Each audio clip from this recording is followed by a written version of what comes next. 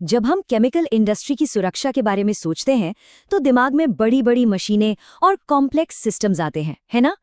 लेकिन सोचिए, अगर इस पूरी सुरक्षा की नींव एक ऐसी चीज पर टिकी हो जिसे हम अक्सर नजरअंदाज कर देते हैं।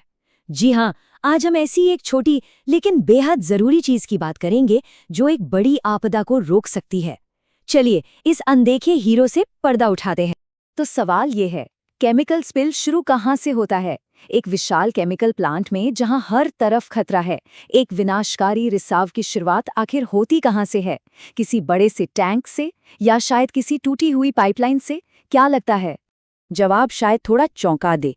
अक्सर तबाही की शुरुआत होती है एक सिंपल से लकड़ी के पैलेट से। सही सुना, वही मामूली सा लकड़ी का प्लेटफॉर्म जिस पर केमिकल्स के ड्रम रखे जाते हैं।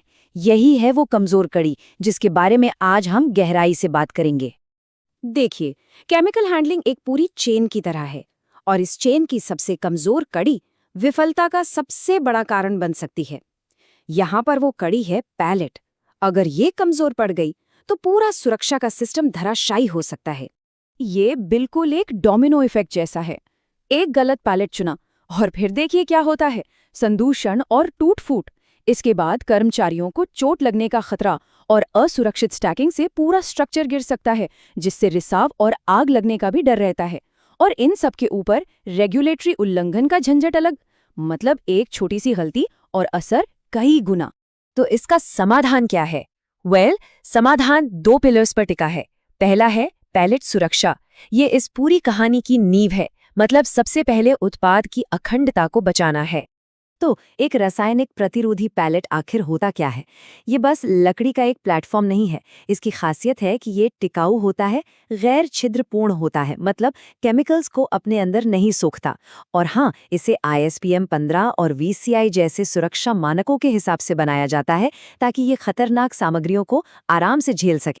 सोचिए, ये पैलेट्स भंडारण और परिवहन की बुनियाद हैं। सुरक्षा की पहली दीवार। एक कमजोर पैलेट का मतलब है विनाशकारी रिसाव, सीधा सा हिसाब है। सही पैलेट रिसाव को रोकते हैं, रासायनिक प्रतिक्रियाओं से बचाते हैं। मतलब उद्योग मानकों के लिए ये कोई विकल्प नहीं, जरूरत है। इस पर कोई समझौता नहीं हो सकता। ओके, तो ये तो हुई उत्पाद की बात। अब आते हैं दूसरे और उतने ही जरूरी स्तंभ पर, द हैंडलर यानी इंसान। फ्लोर पर जो लोग काम कर रहे हैं उनकी सुरक्षा। जब केमिकल्स को हाथ से हैंडल करना हो तो 3 बातें हमेशा याद रखनी चाहिए। नंबर 1, कर्मचारियों की उचित ट्रेनिंग, उठाने की सही तकनीक ताकि उन्हें चोट न लगे। नंबर 2, PPE का इस्तेमाल, यानी दस्ताने, गॉगल्स और रासायनिक प्रतिरोधी कपड़े पहनना। और नंबर 3, ओवरलोडिंग से बचना, जितना उठा सकते हैं बस उतना ही। अब हैंडलिंग के 2 तरीके हैं। एक है मैनुअल हैंडलिंग, जिसमें फोकस कर्मचारी की तकनीक और PPE पे रहता है। यहाँ जोखिम सीधा कर्मचारी को होता है। दूसरा है मैकेनिकल हैंडलिंग, जिसमें फोकलिफ्ट या पैलेट जैक का इस्तेमाल होता है। यहाँ ध्यान उपकरण के निरीक्षण और साफ सुथरे रास्तों पर देना पड़ता है। दोनों के अपने अपने चैलेंज हैं।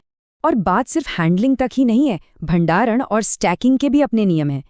पैलेट्स को आपस में समान रूप से स्टैक करना जरूरी है ताकि वो गिरे नहीं। जो केमिकल्स आपस में रिएक्ट कर सकते हैं उन्हें हमेशा अलग अलग रखें। और हाँ, स्टैकिंग की ऊंचाई और स्थिरता के लिए जो OHS के दिशा निर्देश हैं उन्हें फॉलो करना तो जरूरी है ही।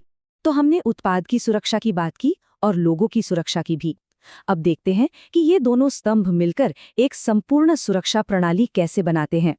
तो सवाल ये उठता है कि ये दोनों पिलर्स आखिर एक साथ काम कैसे करते हैं? चलिए पता करते हैं। अगर इस टेबल पर नजर डालें तो साफ दिखता है, पैलेट सुरक्षा का मुख्य जोखिम है टूट-फूट, जिससे रिसाव होता है। इसके लिए ISPM 15 जैसे मानक हैं। वहीं मटेरियल हैंडलिंग सुरक्षा का प्राथमिक जोखिम है कर्मचारी को चोट, जिसके लिए OSHA के दिशा निर्देश हैं। एक का फोकस है स्थिरता, दूसरे का फोकस है कर्मचारी ट्रेनिंग और PPE। एक फेल होता है तो संदूषण होता है, दूसरा फेल होता है तो कर्मचारी को चोट लगती है।